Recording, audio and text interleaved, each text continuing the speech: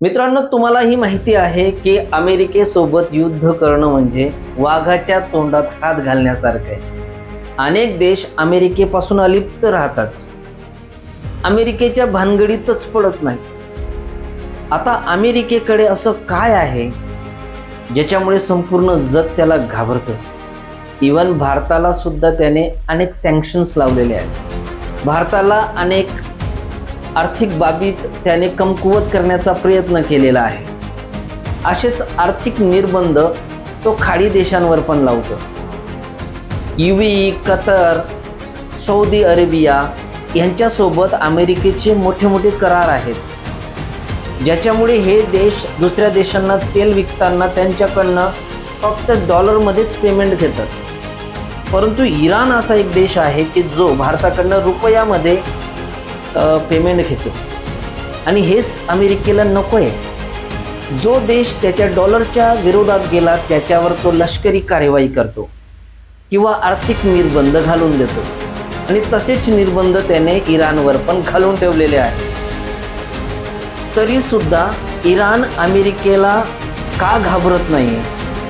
6 अटी त्याने अमेरिकेसमोर ठेवलेल्या आहेत. इराण म्हणतो आहे की युद्ध केव्हा संपवायचं हे अमेरिका नाही ठरवणार, हे इराण ठरवेल, आणि तेही ज्या वेळेस कायदेशीररित्या या 6 अटी मान्य झाल्या तर. आता विचार करा, एवढा पॉवरफुल देश आणि इराण असं म्हणतोय, त्याला काहीतरी कारण तर असू शकतं ना. इराणला माहिती आहे अमेरिकेचा संपूर्ण इतिहास. जपानचे 2 प्रमुख शहर हिरोशिमा आणि नागासाकी याच्यावर अमेरिकेने अणुबॉम्ब टाकले, आणि त्या शहरामध्ये 36 लाख लोक मरण पावले होते. हा आकडा कमी नाही आहे. या ठिकाणी 150 वर्षापर्यंत जमिनीवर व्यवस्थित गवत उगलं नाही. पावसाची कमतरता होऊन गेली होती. या ठिकाणी जे मुलं जन्माला येत होते त्याच्यानंतर ते अपंग जन्माला यायचे, आणि आज देखील त्याचा प्रभाव कुठे कुठे दिसतो. मग इराणला ही भीती नाही का की अमेरिका अणुबॉम्ब टाकू शकतो, आणि तरीही इराण अमेरिकेसोबत युद्ध करायला तयार आहे? आता याच्या मागचं खूप मोठं कारण आहे. कारण की अमेरिकेने व्हेनेझुएला या देशासोबत जे केलं ते इराणला चांगलं माहिती आहे. या ठिकाणी निकोलस मदुरो याचं सरकार होतं, आणि या देशामध्ये विरोधी पक्ष आणि सरकारमध्ये नेहमी वाद चालायचे, आणि या वादामध्येच अमेरिकेने त्याचा फायदा उचलला आणि हस्तक्षेप केला.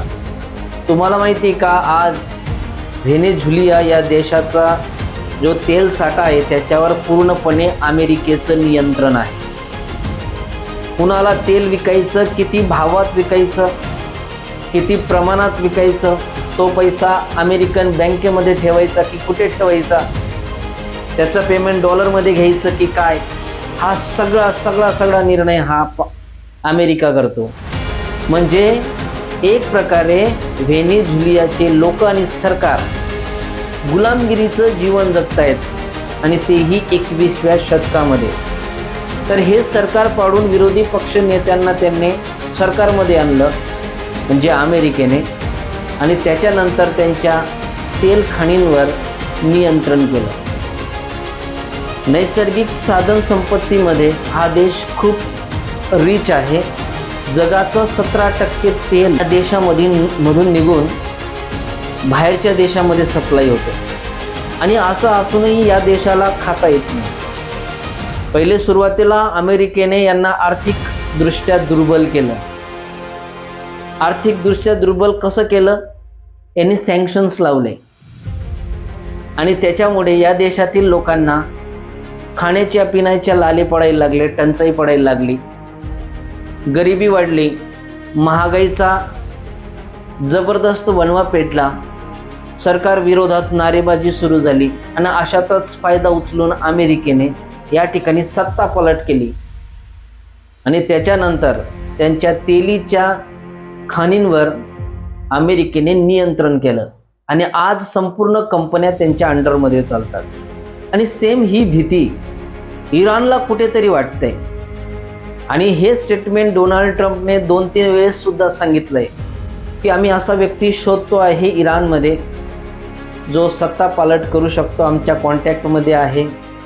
खमेनी सरकारला आता त्या ठिकाणातून हटवायचं आहे, दुसऱ्या व्यक्तीला बसवायचं आहे. म्हणजे सेम व्हेनेझुएलामध्ये घडलंय, सेम हीच स्ट्रॅटेजी अमेरिकेची चालू आहे. आणि अमेरिका ही स्ट्रॅटेजी या ठिकाणी का यूज करतोय? कारण की हॉर्मुझ ध्वनीचा जलमार्ग जो आहे तो अमेरिकेसाठी खूप इम्पॉर्टंट आहे, कारण की त्या ठिकाणावरून जहाजं येऊ शकतात आणि तेल सप्लाय होऊ शकतं. दुसरा रस्ताच नाही. आणि नेमकं इराणने त्या ठिकाणी सँक्शन्स लावून दिलेले आहेत. जेही जहाज त्या ठिकाणावरून जाईल त्याच्यावर अटॅक करण्यात येईल, इराणने सांगून दिलेलं आहे. तर अशातच अमेरिकेला समजत नाही की करावं काय. आणि इराण सुद्धा मानायला तयार नाही की अमेरिकेने आमच्या कोणत्याही गोष्टीमध्ये ढवळाढवळी करायला हवं. तर मित्रांनो, तुम्हाला काय वाटतं? अमेरिकेची ही रणनीती चांगली आहे का?